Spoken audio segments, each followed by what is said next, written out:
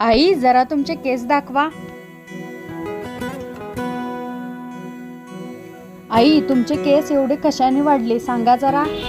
तू कसले तेल तयार केले ते ती दवाखान्यात असताना औषधाला सगळी गेली आणि वाढलीची तू तयार केलेले तेलात होय काय.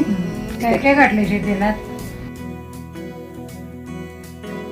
वेड्या मना सांग ना खुणावती का खुणा माझे मला आले हसू प्रेमात फसणे नाही रे.